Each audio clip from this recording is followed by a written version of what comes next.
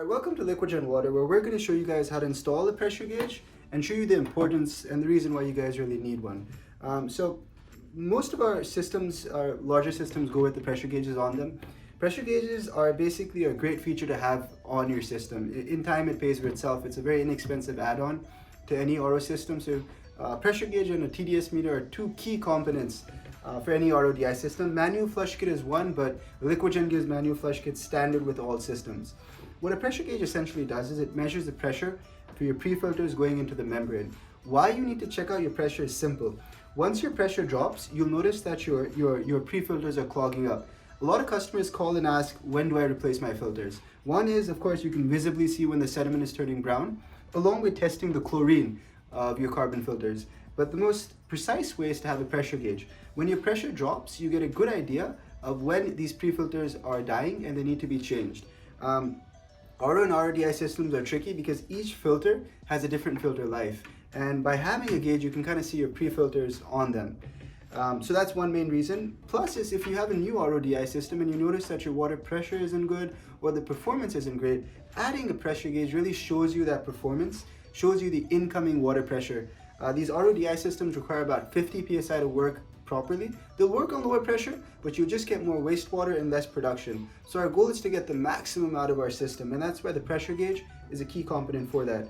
If you have high water pressure, that might be detrimental to your unit, so you might want to look into adding a filter protection valve, a PSI reducer, to limit the water pressure. If you have low water pressure, that tells you that you might need to add a booster pump or an Aquatech ERP pump to raise up that pressure. Another thing is a lot of customers like to add water saver kits on their units. A water saver kit requires about 65 psi. That's another reason why you need a gauge if you're going to have the double membrane approach of cutting the water. Pressure gauge is important. Alright guys, now I'm going to show you how you install a pressure gauge on your RO system.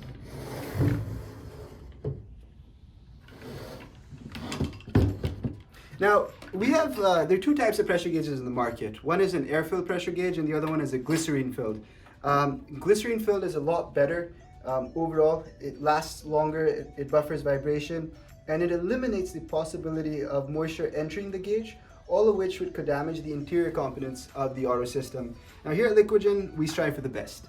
So we don't carry the air-filled gauges, we carry only the glycerine ones.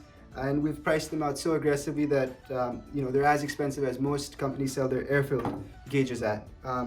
Now installing it is super simple. Locate the line which is entering your RO membrane housing. So the RO membrane is stored inside this canister.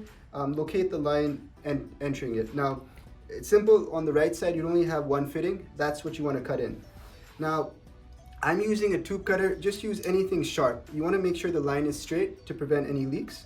So simply cut the line and install the gauge. And that's about it. That's how you guys install a pressure gauge. Thank you for watching our video. Please leave a like, share, comment. Any questions, please feel free to email us at sales@liquagen.com or visit our website www.liquagen.com. Thank you.